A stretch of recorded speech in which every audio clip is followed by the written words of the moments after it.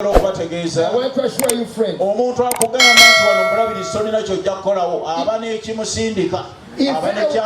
If anyone tells you that in this diocese you cannot do anything, just know there is a sacred power behind him. And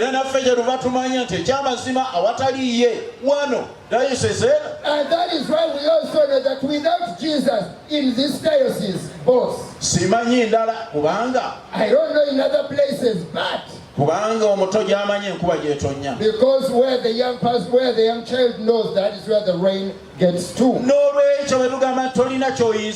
when we say that you cannot do anything here, you must know where the power comes from that will enable you to do great. Knowing that you must work getting your power through Christ.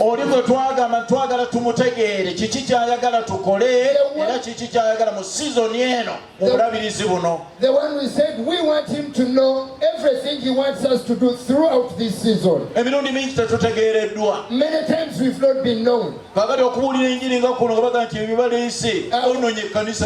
When we preach such a gospel, they start saying he has spoiled our church. Haven't you had such a thing? Now here we've spoiled the church of God. Praise be to God.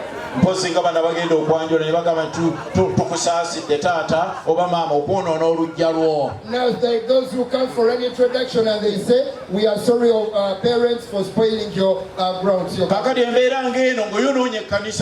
at such a moment when you've spoiled the church and the lives of people, you have spoiled 14 years they are still coming. 14 years the gospel is preached. Praise be to God. We shall never have any issue to give us. Because the Lord has opened doors for the gospel to be preached.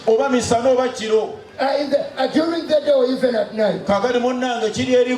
Now, my dear friend, it is up to you. The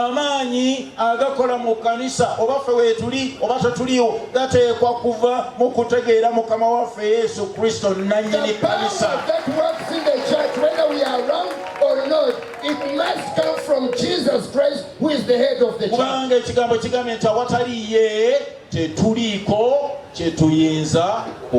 Because the word has said, without him, we cannot do anything. I want to tell you, my dear friend, you may be a lay leader, you may be a reverend, you may be a bishop, you may be in different leadership positions, you may be a witness to that from the time you came, and someone looks at you, and they just say, this one is just right useless. From day one.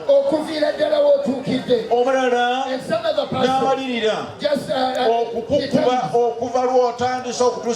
sure that he frustrates you from the time you get there. That is what he has committed. And you say, oh, thank you for that, and you'll be paid for that. That is why Paul says, even through trials or even to death. Let me tell you, friends, testimonies are for a person. I had just been elected bishop. And one person told me,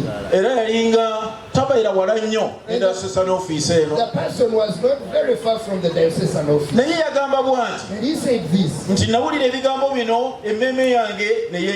I heard these words and I felt so bad.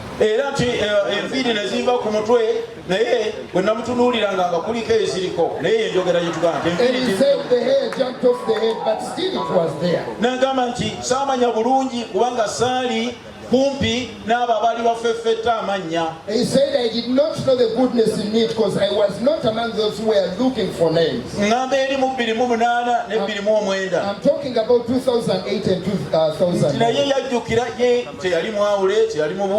He was not a lay reader, he was not even a clerk. But he was just very close and near somewhere. And one person stood with a big caller, forget about the small ones. And he asked a question. I don't know whether he knew that this person is dead. And he said, but they should have brought a human being. But even this dog. Now, friends, for you, you may have not seen anything.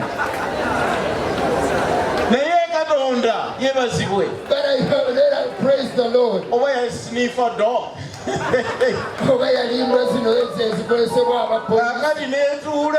I sat down and I said there. One day the same person came to me with a need. And he said, can I get a letter? Because of such and such a reason. At around 10. Now this God gave him a letter to go where he wanted to go.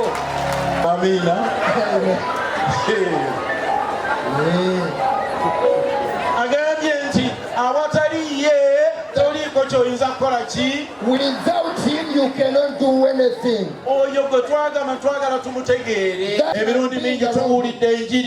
We've preached.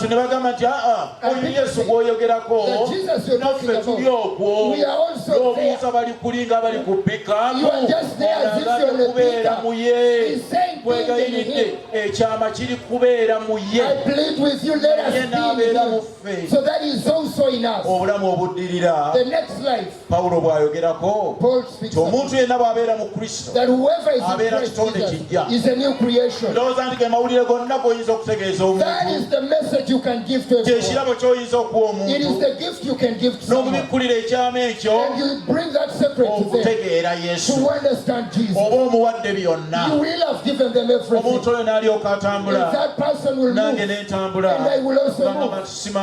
And I say it is not my power. It is not my strength. It is because of the Spirit of God. It is my humble prayer that we just not be listeners of the word, but let us be doers of the word. He says today is your day. What will be your response? That we prayed from the beginning. That we need to know Jesus and the power in his life and at the church. And all that we've been able to, and things that we've gone through. Some things that others are sometimes you're almost at a cliff and Jesus brings you back from the cliff. Like, God, you have the power. I've prayed for you and you pray for me too. That these words shall be living in your life. And you read this power. And as you move, may the